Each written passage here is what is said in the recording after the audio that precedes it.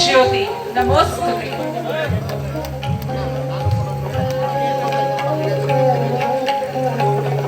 ನಮಸ್ಕಾರ. ನಮ್ಮ ಸುದ್ದಿಗೆ ಸ್ವಾಗತ. ಸಾಲಿಗ್ರಾಮ.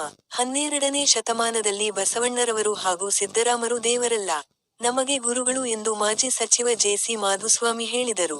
ಮೈಸೂರು ಜಿಲ್ಲೆಯ ಸಾಲಿಗ್ರಾಮದ ಪಟ್ಟಣದ ಸರ್ಕಾರಿ ಶಾಲಾ ಮೈದಾನದಲ್ಲಿ ಅಖಿಲ ಭಾರತ ವೀರಶೈವಲಿಂಗಾಯತ ಮಹಾಸಭಾ ಹಾಗೂ ವೀರಶೈವ ಲಿಂಗಾಯತ ಒಕ್ಕೂಟದ ಸಂಯುಕ್ತಾಶ್ರಯದಲ್ಲಿ ಜುಲೈ 10 ರಂದು ನಡೆದ ಬಸವ ಜಯಂತಿ ಕಾರ್ಯಕ್ರಮದಲ್ಲಿ ಮಾತನಾಡಿದರು. ಅಂಬೇಡ್ಕರ್ ಬಳಸ್ತಾರೆ. ಏನಾದರೂ ಮಾಡ್ಲಿಕ್ಕೆ ಮೊದಲೇ ಅರಿವು ಮೂಡಿಸಿ ಸಂಘಟನೆ ಮಾಡಿ ನಂತರ ಹೋರಾಟ ಮಾಡಿ ಅಂತ. ಮೊದಲು ನಾವು ಅರಿವನ್ನು ಮೂಡಿಸ್ಕೋಬೇಕಾಗಿದೆ. ನಾವ್ಯಾರು, ಏನಾಗಬೇಕಾಗಿತ್ತು, ಏನಾಗಿದ್ದೀವಿ ಅಂತ. ಆಮೇಲೆ ನಾವು ಸಂಘಟಿತರಾಗಬೇಕಾಗಿದೆ. ಅದು ಯಾತಕ್ಕಾಗಿ ಆಗಬೇಕಾಗಿದೆ ಅಂತ ಕೂಡ ನಾವು ಚರ್ಚೆ ಮಾಡಬೇಕಾಗತ್ತೆ. ಮತ್ತು ನಮಗೆ ಬೇಕಾದ ಪಾಲಿಗೆ ನಾವು ಹೋರಾಟ ಕೂಡ ನಾವು ಮಾಡ್ಕೋಬೇಕಾಗುತ್ತೆ. ನಾವು ಅರಿವನ್ನು ಮೂಡಿಸ್ಕೋಬೇಕಾದ್ರೆ ನಮ್ಮ ಸ್ಥಿತಿಯನ್ನು ನಾವು ಮೊದಲು ಅರ್ಥ ಮಾಡ್ಕೋಬೇಕು. ನಾವೇನು ಬಸವಣ್ಣವ್ರ ಹೆಸರು ಹೇಳ್ತೀವಿ, ನಾವು ಅವ್ರ ಅನುಯಾಯಿಗಳಾಗಿ ಉಳಿದೀವ ಅಂತ ಮೊದಲು ಚಿಂತನೆ ಮಾಡಬೇಕಾದ ಸ್ಥಿತಿ ನಾವಿದ್ದೀವಿ. ಯಾವುದನ್ನು ತಿರಸ್ಕಾರ ಮಾಡಿ ಬಸವಣ್ಣವರು ಈ ಧರ್ಮನ ಅಪ್ಕೊಂಡ್ರು, ನಾವು ಇದರಿಂದ ವಾಪಸ್ ಹೋಗಿ ತಿರಸ್ಕೃತವಾದ ಧರ್ಮನೇ ಭಾಳ ಓಲೈಸ್ತಾ ಇದ್ದೀವಿ. ನಮ್ಮ ದೃಷ್ಟಿಲಿ ಮುಂದುವರೆದಿರೋದು ಅಂತ ಯಾರಾದರೂ ಅಂದ್ಕೊಂಡ್ರೆ ಅದು ಹೊತ್ತು ತಲತಲಾಂತರದಿಂದ ಯಾರು ಮುಂದುವರೆದಿದ್ದಾರೆ ಅಂತ ಹೇಳ್ಕೊಂಡಿದ್ರು, ಅವ್ರು ಮಾಡೋ ಆಚಾರ, ಅವ್ರು ಮಾಡೋ ವಿಚಾರ, ಅವ್ರು ಮಾಡೋ ಊಟ ಉಡುಗೆನೇ ಶ್ರೇಷ್ಠ ಅಂದ್ಕೊಂಡಿದ್ದೀವಿ. ಬಹುಶಃ ಎಲ್ಲೋ ಧರ್ಮ ಮತ್ತು ಕರ್ಮ ಸಿದ್ಧಾಂತಕ್ಕೆ ಒಂದು ಜೋಡನ್ನು ಮಾಡಿದಂಥ ವೀರಶೈವ ಧರ್ಮಕ್ಕೆ ನಾವು ಅಷ್ಟೊಂದು ಸಕ್ರಿಯವಾಗಿ ಸ್ಪಂದಿಸ್ತಿಲ್ಲ ಅನ್ನೋ ನಮ್ಮ ಭಾವನೆ. ನಾವ್ಯಾರು? ನಾವು ನಿಜವಾಗಿ ಕಾಯಕನಿಷ್ಠರಾಗಿರ್ಬೇಕಾಗಿತ್ತು. ನಾವು ನಮ್ಮ ಧರ್ಮ, ನಮ್ಮ ಕಾಯಕದಲ್ಲೇ ನಮ್ಮ ಕೈಲಾಸ ಕಾಣಬೇಕಾಗಿತ್ತು. ನಾವೆಲ್ಲೂ ಜಾತಿಯನ್ನು ಬಾಳ್ಬೇಕಾಗಿತ್ತು. ದುರಂತ ಈ ಧರ್ಮ ಕೂಡ ವೈದಿಕ ಧರ್ಮನ ಅನುಸರಿಸ್ಕೊಂಡು ಆಚಾರಗಳನ್ನ, ವ್ಯವಸ್ಥೆಗಳನ್ನ ಅವ್ರ ರೀತಿಯಲ್ಲಿ ಮಾಡ್ಕೊಂಡು ಹೋಗಿ ನಾವು ಕೂಡ ಎಲ್ಲ ಒಂದು ಕಡೆ ಸಮಾಜದ ಕೆಂಗಣಿಗೆ ಇವತ್ತು ಕಾರಣರಾಗಿದ್ದೀವಿ. ನಾವು ಸ್ವಲ್ಪ ಆಲೋಚನೆ ಮಾಡಬೇಕು. ನಾವು ಯಾವ ಸ್ಥಳದಲ್ಲಿ ಇದ್ವಿ, ಇದಕ್ಕೆ ಯಾವ್ಯಾವ ಮಹಾನುಭಾವರು, ಪುಣ್ಯಾತ್ಮರು ಕಾರಣ ಅಂತ. ಬಸವಣ್ಣವರು, ಸಿದ್ದರಾಮೇಶ್ವರರು ನಮಗೆ ದೇವರಲ್ಲ, ನಮ್ಮ ಗುರುಗಳು, ಅವರು ನಮ್ಮ ಮಾರ್ಗದರ್ಶಕರು. ಅರಿವಿನ ಯಾರು ಮೂಡಿಸ್ತಾರೆ ಅವ್ರನ್ನ ಗುರು ಅಂತೀವಿ. ನಾವು ಅವ್ರನ್ನ ಫೋಟೋ ಇಟ್ಟು ಪೂಜೆ ಮಾಡಿಬಿಟ್ವಿ. ಆದರೆ ಅವ್ರು ಹೇಳಿದ್ದು ಏನನ್ನೋ ಅನುಕರಣೆ ಮಾಡಲಿಕ್ಕೆ, ಅನುಸರಿಸಲಿಕ್ಕೆ ನಾವು ತಯಾರಾಗಲಿಲ್ಲ. ಬಾಯಿ ತುಂಬ ಬಸವಣ್ಣವ್ರನ್ನ ಹೇಳ್ತೀವಿ, ಬಾಯಿ ತುಂಬ ಸಿದ್ದರಾಮಣ್ಣವ್ರನ್ನ ಹೇಳ್ತೀವಿ, ಬಾಯಿ ತುಂಬ ಅಕ್ಕಮಾದೇವಿ ಹೆಸರು ಹೇಳ್ತೀವಿ, ಬಾಯಿ ತುಂಬ ಚನ್ನಬಸವಣ್ಣವ್ರ ಹೆಸರು ಹೇಳ್ತೀವಿ. ಅವ್ರು ಏನು ಹೇಳಿದ್ರು, ಯಾಕೆ ಹೇಳಿದ್ರು ಅಂತೇಳಿ ನಾವು ಅರ್ಥ ಮಾಡ್ಕೊಳ್ಳಿಲ್ಲ. ಮತ್ತು ನಾವು ಮಾತಾಡುವಾಗ ಪ್ರತಿ ಸಲ ಭಾಳ ಬಸವಣ್ಣವ್ರ ಬಗ್ಗೆ ಮಾತಾಡ್ತಾರೆ. ಅಂದರೆ ಬಸವಣ್ಣ ಹೆಂಗೆ ಹುಟ್ಟಿರು, ಬಸವಣ್ಣಂಗೆ ಬೆಳೆದ್ರು, ಬಸವಣ್ಣ ಉಪನಯನ ಮಾಡಿಸ್ಕೊಳ್ಳಿಲ್ಲ, ತಿರಸ್ಕಾರ ಮಾಡಿ ಬಂದರು, ಅಲ್ಲಿ ನಿಲ್ಲಿಸ್ತೀವಿ. ಅದಾದ ನಂತರ ಬಸವೇಶ್ವರರು ನಮ್ಗೆ ಏನು ಹೇಳಿದ್ರು, ಎಲ್ಲರೂ ಒಂದಿಷ್ಟೊತ್ತು ಕೂತ್ಕೊಂಡು ಮತನ ಮಾಡೋ ಕೆಲಸನ ನಾವು ಮಾಡಬೇಕಾಗಿತ್ತು. ನಾನು ಚಿಕ್ಕನಾಯ್ಕಲ್ಲಿ ಒಂದ್ಸಲ ಮಾತಾಡ್ತಿದ್ದೆ. ನಮ್ಮವರೊಬ್ರು ಸ್ವಾಮಿಗಳಿದ್ರು, ಸಡನ್ ಆಗಿ ಹೊಟ್ಬಿಟ್ರು. ಬಸವ ಜಯಂತಿ ಕೂತ್ಕೊಳ್ಳಿ ಸ್ವಾಮಿ, ನೋವು ಮಠಕ್ಕೆ ಹೋಗಿ ನಾನು ಬಸವನ್ನ ಹೊಡಿಸ್ಬೇಕು ಅಂತ. ಬಸವ ಜಯಂತಿ ಬಸವೇಶ್ವರ ಬಗ್ಗೆ ಎಲ್ಲರ ಕೂತ್ಕೊಂಡು ನಾಲ್ಕು ಮಾತಾಡೋಣ, ಓರಿ ಓಡಿಸೋದಕ್ಕೆ ಆರಂಭ ಅಂತೀವಿ ನಾವು. ಬಸವ ಜಯಂತಿನೂ ಇದೆ. ದುರಂತ ನಮಗಾಗಿಲ್ಲ, ನಾವು ಶಾಪಗ್ರಸ್ತರು.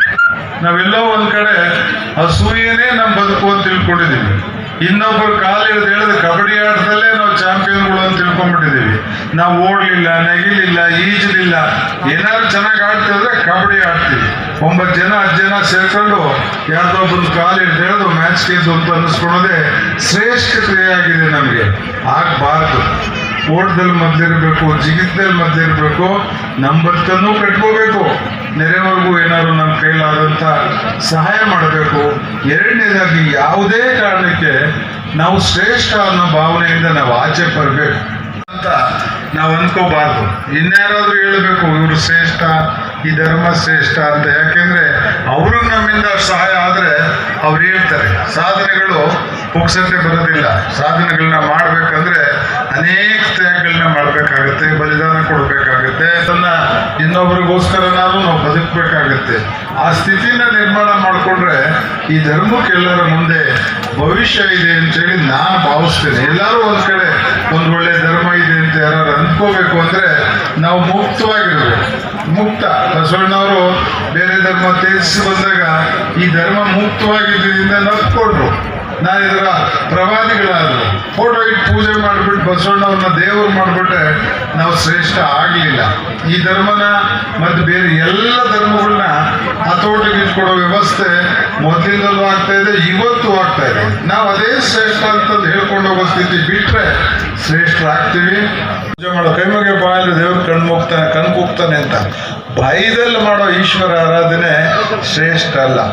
ನಾನಿವತ್ತು ಯಾರಿಗೂ ಓದಿ ಹೇಳ್ತಿದ್ದೆ, ಈವನ್ ಹಸ್ಕೊಂಡು ಮಾಡೋ ಆಚರಣೆ ಕೂಡ, ಹಸ್ಕೊಂಡು ಮಾಡೋದು ಕೂಡ ಶ್ರೇಷ್ಠ ಅಲ್ಲ. ಹೊಟ್ಟೆ ಹಸಿವಿದ್ದವನಿಗೆ ಭಕ್ತಿ ಬರ್ಲಿಕ್ಕೆ ಸಾಧ್ಯ ಇಲ್ಲ ಅಂತ ಹೇಳಿರೋ ಧರ್ಮ ವಿಶ್ವ ಧರ್ಮ. ಚೆನ್ನಾಗಿದ್ದು ಆಚಾರ ಮಾಡು, ಚೆನ್ನಾಗಿದ್ದು ಆರಾಧನೆ ಮಾಡು ಅಂತೇಳಿ. ಚೆನ್ನಾಗಿದ್ದು ನಾವು ಇವತ್ತು ಈಶ್ವರವಾದಿಗಳಾಗಬೇಕು. ಈಶ್ವರನಲ್ಲಿ ನಂಬಿಕೆ ಇಡಬೇಕು. ನಾವು ದೇವರು ನನ್ನ ಒಬ್ಬನೇ, ಅವನು ಬಿಟ್ಟರೆ ಇನ್ಯಾರ ಅಸ್ತಿತ್ವ ಇಲ್ಲ ಕೇಳ್ಕೊತೀನಿ. ನಾವು ಏನೋ ಒಂದು ಜಾತಿ ಧರ್ಮ ಅಂತ ಹೇಳ್ಕೊಂಡು ನಮ್ಮಷ್ಟಿಗೆ ನಾವೇ ಶ್ರೇಷ್ಠ ಅನ್ನೋದಕ್ಕಿಂತ ನಮಗಿಂತ ಕಷ್ಟದಾಗಿರೋನ್ನ, ಯಾರಿಗೆ ಈ ಸ್ಥಿತಿಗೆ ಬರ್ಲಿಕ್ಕೆ ಆಗೋದಿಲ್ಲ ಅವ್ರನ್ನೇನಾದ್ರು ಮಾಡಿ ಮೇಲೆತ್ತಲಿಕ್ಕೆ ಅವ್ರನ್ನೂ ಕೂಡ ನಮ್ಮ ಜೊತೆಲಿ ತಗೊಂಡು ಹೋಗ್ಬೇಕು. ಅವ್ರಿಗೂ ಕೂಡ ಎಲ್ಲದರಲ್ಲೂ ನಮ್ಮಷ್ಟು ಹಕ್ಕಿದೆ. ಸೃಷ್ಟಿ ಎಲ್ಲರನ್ನೂ ಸೃಷ್ಟಿ ಮಾಡಿರುತ್ತೆ. ನಡೆಯುವ ಸುಳಿವಾತ್ಮ ಜಾತಿನೂ ಇಲ್ಲ, ಶ್ರೇಷ್ಠನೂ ಇಲ್ಲ ಅನ್ನೋ ಸ್ಥಿತಿ ಏನು ಬಸವಣ್ಣವ್ರು ಹೇಳೋಗಿದ್ದಾರೆ. ಅದಕ್ಕೆ ಪೂರಕವಾಗಿ ನಾವು ಕೆಲಸ ಮಾಡಬೇಕು ಅಂತೇಳಿ ಅಂದ್ಕೊಂಡು ಜೀವನದ ಶೈಲಿನ ರೂಪಿಸ್ಕೋಬೇಕಾಗತ್ತೆ. ಮತ್ತೆ ನಾವು ತಿಳ್ಕೋಬೇಕು, ನಾವೆಲ್ಲ ಶರಣರು. ನಮಗೆ ನಾಳೆದ್ರ ಬಗ್ಗೆ ಬಹಳ ಆಸೆ ಇಟ್ಕೊಂಡು ಬದುಕಬೇಕಾಗಿಲ್ಲ. ನಾಳೆಗೋಸ್ಕರ ಇವತ್ತೇ ಮಾಡಬಾರ್ದು ಪಾಪಗಳನ್ನ ಮಾಡಿ ಶೇಖರಣೆ ಮಾಡಿ ಹೊರಟೋಗ್ಬೇಕಾಗಿಲ್ಲ. ಇವತ್ತಿಗೆ ನಾವು ನಾಳೆ ದೇವ್ರ ಸೃಷ್ಟಿ, ದೇವ್ರೇನು ಕೊಡ್ತಾನೋ ಅದನ್ನು ನೋಡು, ಊಟ ಇದ್ರೆ ಮಾಡೋಣ ಇದ್ರೆ ಮಲಗೋಣ ಅಂತ ಹೇಳಿರೋ ಧರ್ಮ. ನಾಳೆ ದೃಷ್ಟಿನಲ್ಲಿ ಇವತ್ತೇ ಮಾಡಬಾರದ್ದೇನೆಲ್ಲ ಮಾಡೋದು, ಎಲ್ಲ ನನಗೆ ಬೇಕು ಅಂತ ಬಯಸೋದು, ಎಲ್ಲದನ್ನೂ ನಾನು ನನಗೋಸ್ಕರ ಬಿಟ್ಕೋತೀವಿ ಅಂತ ಏನನ್ನು ಉಪಯೋಗಿಸ್ತಲೇ ಸತ್ತೋಗುವಂಥ ದೊಡ್ಡ ದಾನಿಗಳಾಗಬಾರ್ದು.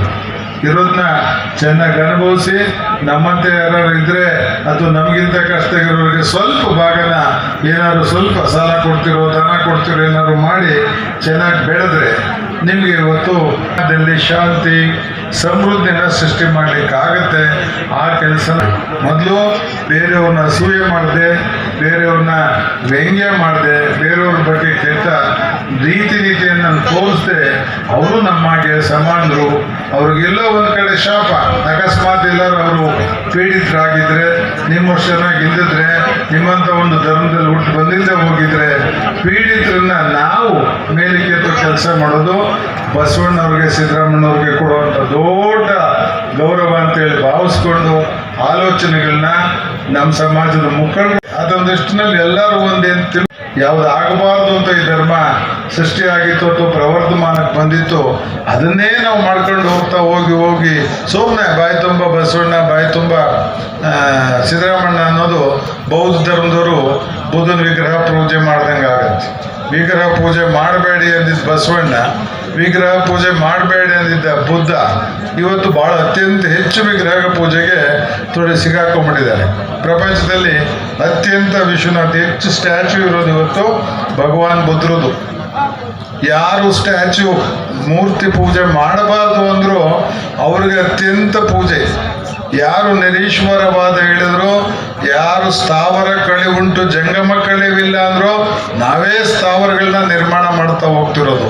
ಸ್ಥಾವರಗಳನ್ನ ನಿರ್ಮಾಣ ಮಾಡಿ ಮಾಡಿ ಮಾಡಿ ಜನಗಳನ್ನ ಕ್ಷೋಭೆಗೆ ತಂದು ಭಕ್ತಿ ಅನ್ನೋದಕ್ಕೆ ಅರ್ಥ ಇಲ್ದಂಗೆ ಮಾಡಿ ಮುಂದ್ಗಡೆ ಭಯ ಅಂತ ಸೇರಿಸ್ಬಿಟ್ಟಿದ್ವಿ.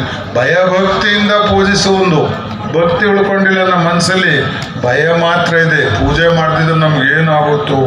ಸಣ್ಣ ಹುಡುಗರಿಗೆ ಹೇಳ್ತೀವಿ ದೇವ್ರ ಮೊದಲೇ ಮನೆ ಕಡೆ ಯಾರು ಈ ತೀರ್ಥಯಾತ್ರೆ ಅದು ಇದು ಹೊರಟ್ರೆ ಹೇಳೋರು ಮನೆ ಮಠ ಜೋಪಾನ ಅಂತ. ಮನೆ ಮಠ ಜೋಪಾನಪ್ಪ ನಾನು ಹೋಗಿ ಬರೋವ್ರಿಗೆ ಏನಾರು ಅದ್ರ ಅರ್ಥ ಬರೀ ಮನೆ ಜೋಪಾನವಾಗಿದ್ರೆ ಸಾಲದು, ಮಠಗಳನ್ನೂ ಕೂಡ ನಾವು ಜೋಪಾನ ಮಾಡಬೇಕು. ಆಗ ಮಠ ಅಥವಾ ಮರ ಎರಡೇ ಕುರಿತು ನಾವು ಯೋಚನೆ ಮಾಡೋದು. ಮರದ ಕೆಳಗೆ ಕೂತ್ಕೋಬೇಕಾ, ಮಠದ ತಕ್ಕ ಹೋಗ್ಬೇಕಾ ಅಂತ ಯೋಚನೆ ಬರುತ್ತೆ. ಆ ಎರಡನ್ನೂ ಸುರಕ್ಷಿತವಾಗಿ ಇಟ್ಕೋಬೇಕು. ನಾವು ಮರ ಬೆಳಿಬೇಕು, ಮಠಗಳನ್ನ ಬೆಳೆಸ್ಕೊಂಡು ಹೋಗ್ತಿದ್ರೆ ಎಂದೋ ಒಂದು ದಿವಸ ನಮಗೆ ಗೊತ್ತಿಲ್ಲದಲೇ ಆಗುವಂತ ಒಂದು ಸ್ಥಿತಿಗೆ ಅಲ್ಲಿ ನಮಗೆ ನೆರಳು ಸಿಗ್ಬೋದು. ಹಾಗಾಗಿ ಬೆಳೆಸೋ ಸ್ಥಿತಿ ತರಬೇಕು. ಅಷ್ಟೇ ಸತ್ಯ, ಮುಂದೆ ಬರೋ ನಮ್ಮ ಮಕ್ಕಳಿಗೆ ನಮಗೂ ಒಂದು ಬದುಕಿದೆ, ನಾನೇನಾದ್ರು ಶ್ರಮ ಪಟ್ಟು ನನ್ನ ಕೈ ಹಿಡಿದು ಎತ್ತಲಿಕ್ಕೆ ಅದನ್ನು ಬಿಟ್ಟರೆ ನನ್ನ ಕೈ ಹಿಡಿದು ಎತ್ತಲಿಕ್ಕೆ ಒಂದು ಸಮಾಜ ಇದೆ, ನಮ್ಮ ಸ್ಥಿತಿಗತಿಗೆ ಅದೇನಾದ್ರು ಶಕ್ತಿ ತುಂಬುತ್ತೆ, ನಾನು ಬೆಳಿಬೋದು, ಬೇರೆಯವ್ರಂತೆ ತಲೆ ಎತ್ಕೊಂಡು ಬಾಳ್ಬೋದು ಅನ್ನೋ ಒಂದು ವಿಶ್ವಾಸ, ಧೈರ್ಯ, ಸ್ವಾಭಿಮಾನ ತುಂಬುವಂಥ ಸ್ಥಿತಿನ ವಾಲ್ಮೀಕಿ ಜಯಂತಿ ಯಾವುದೇ ಜಯಂತಿಗಳು ಯಾವುದೋ ನಮ್ಮ ವೈಭವೀಕರಣಕ್ಕೆ ಮಾಡುವಂಥದ್ದಲ್ಲ, ಅದು ಸಮಾಜವನ್ನು ತಿದ್ದುವಂಥ ಕೆಲಸಕ್ಕೆ ಆಗಬೇಕಾಗಿದೆ. ಹಾಗಾಗಿ ಬಹುಶಃ ಈಗಾಗಲೇ ನಮ್ಮ ಮಾಧುಸ್ವಾಮಿಯವರು ಬಹಳ ಸೂಕ್ಷ್ಮವಾಗಿ ವಿಚಾರಗಳನ್ನು ನೀಡಿ ನಮ್ಮನ್ನು ನಾವು ತಿದ್ಕೋತಾ ಇಲ್ಲ, ನಮ್ಮನ್ನು ನಾವು ತಿದ್ಕೋತಾ ಇಲ್ಲ. ಯಾಕೆಂದರೆ ಬಸವೇಶ್ವರವರು ಅವರನ್ನು ನಾವು ಬೇರೆ ಥರ ನೋಡ್ತಾ ಇದ್ದೀವಿ, ಬೇರೆ ಥರ ನೋಡ್ತಾ ಇದ್ದೀವಿ.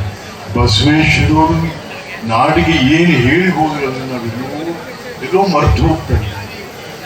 ಒಂದೇ ಒಂದು ಉದಾಹರಣೆ ನಾನು ಹೇಳಬೇಕು ಅಂತಂದರೆ, ಯಾರೂ ಕೂಡ ಕಣ್ಣೆತ್ತಿ ನೋಡದ ಕೇರಿಗೆ ಬಸವೇಶ್ವರರು ಹೋಗ್ತಾರೆ, ಅಲ್ಲಿ ಅವ್ರ ಜೊತೆ ಊಟ ಮಾಡ್ತಾರೆ, ಸಹಪಂಕ್ತಿ ಭೋಜನ ಆಗುತ್ತೆ. ಎಲ್ಲಿ ಯಾರು ಕಣ್ಣೆತ್ತಿ ನೋಡದ ಅವ್ರನ್ನ ನೋಡಿದ್ರೆ ದೀಪ ಹಚ್ಚಬೇಕು, ಮನೆ ಕೊಟ್ಟು ಸ್ನಾನ ಮಾಡಬೇಕು ಅನ್ನೋಕ್ಕೆ ಆ ಕೇರಿಯಲ್ಲಿ ಹೋಗಿ ಅವರು ಅವ್ರ ಜೊತೆ ಕುಳಿತು ಊಟ ಮಾಡ್ತಾರೆ, ಸಾಮೂಹಿಕ ಭೋಜನ ಆಗುತ್ತೆ. ಆಗ ಅಲ್ಲಿಯ ಜನ ಅಯ್ಯೋ ಬಸವೇಶ್ವರರು ನಮ್ಮ ಕೇರಿಗೆ ಬಂದು ನಮ್ಮ ಜೊತೆ ಊಟ ಮಾಡಿದ್ರಲ್ಲ ಅಂತ ಹೇಳಿ ಅವರ ಮೈ ತೊಗಲನ್ನೇ ಮೆಟ್ಟು ಮಾಡಿ, ಸ್ವಾಮಿ ಇದನ್ನು ಮೆಟ್ಕೊಂಡು ಹೋಗುತ್ತೆ. ಬಸವೇಶ್ವರರು ಅದನ್ನು ಅವರ ತಲೆಯ ಮೇಲೆ ಇಟ್ಕೊಂಡ್ರು.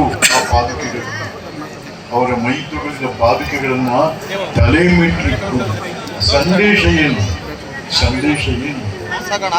ನೂರಾರು ವರ್ಷಗಳ ಹಿಂದೆಯೇ ಬಸವೇಶ್ವರರು ನಾಡಿಗೆ ನೀಡಿದ ಸಂದೇಶ ಸಮಾರಂಭದಲ್ಲಿ ಸುತ್ತೂರು ಮಠದ ಶ್ರೀ ಶಿವರಾತ್ರಿ ದೇಶಿಕೇಂದ್ರ ಸ್ವಾಮೀಜಿ, ಸಿದ್ಧಗಂಗಾ ಮಠದ ಶ್ರೀ ಸಿದ್ಧಲಿಂಗ ಸ್ವಾಮೀಜಿ ಸಾನ್ನಿಧ್ಯ ವಹಿಸಿದ್ದರು.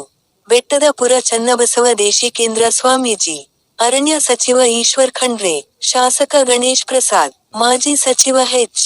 ವಿಶ್ವನಾಥ್, ಅಖಿಲ ಭಾರತ ವೀರಶೈವ ಲಿಂಗಾಯತ ಮಹಾಸಭಾ ರಾಜ್ಯ ಅಧ್ಯಕ್ಷ ಶಂಕರ್ ಬಿದರಿ, ಲಾ ಫಾರಾಲ್ ಕೆಬಿ, ಸುರೇಶ್ ಕರ್ತಾಳ್ ಸೇರಿದಂತೆ ಅನೇಕ ಮಠಾಧೀಶರು ಹಾಗೂ ಗಣ್ಯರು ಭಾಗವಹಿಸಿದ್ದರು.